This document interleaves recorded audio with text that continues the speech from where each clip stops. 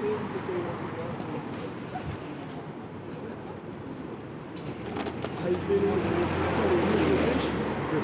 think this is the biggest mistake that you can do.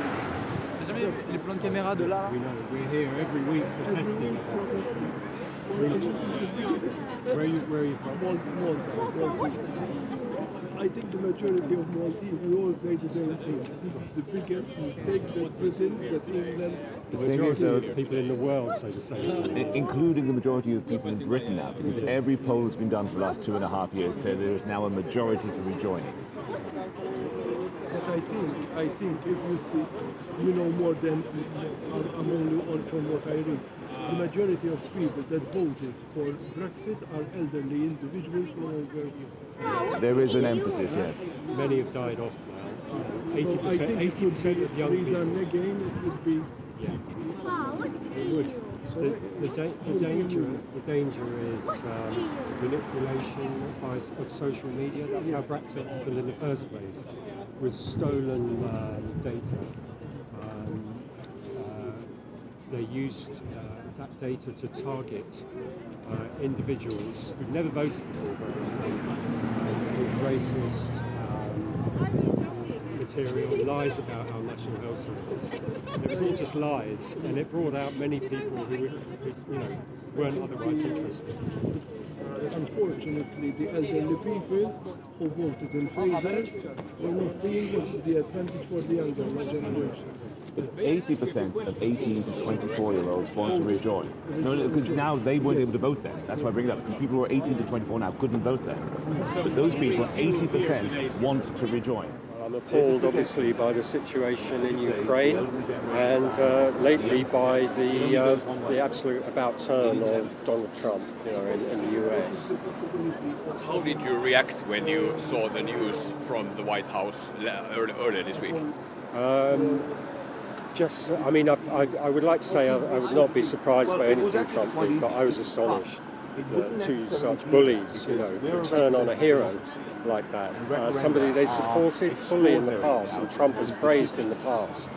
It was absolutely disgusting, and I think the whole world saw that, and they realise, who they're dealing with now, which is not the sort of intelligent people who are going to turn things around in this world.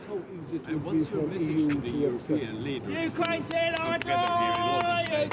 Very easy. I don't say that they don't want to exact reassurances from us, because if they would want us to probably change our voting system to PR, because the chaos of our system is what has brought this on. And I understand that, and I would agree with it.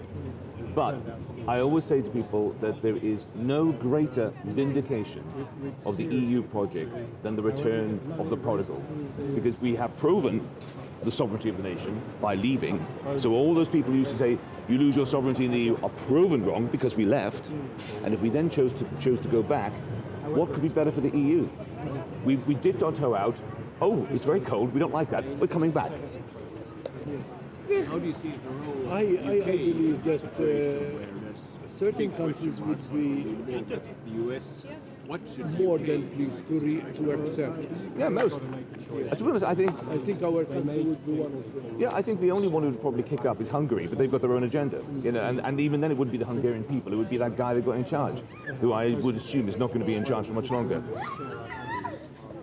They are moving forward. But the thing is, before we Brexited, there was a party in France, there was a party in Italy, in fact it was Meloni's party, there were parties in the Netherlands who were all about, we want to leave as well. And us leaving has demonstrated to them they don't want to leave. They're still critical of the EU, and it's perfectly reasonable to be critical of the We EU. have a certain amount of people in Malta that today, they would, I think, if you will give them the option, they would say it's better off EU. But I bet they're a minority.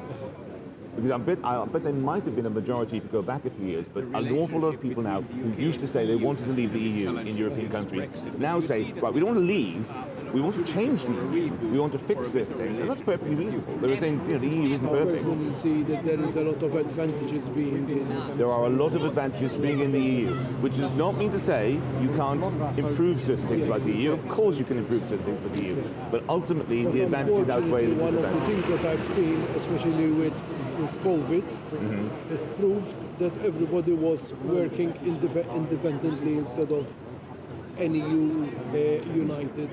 That's something that I wasn't pleased when COVID happened. I didn't see EU working together over there. Yeah. This is my personal opinion.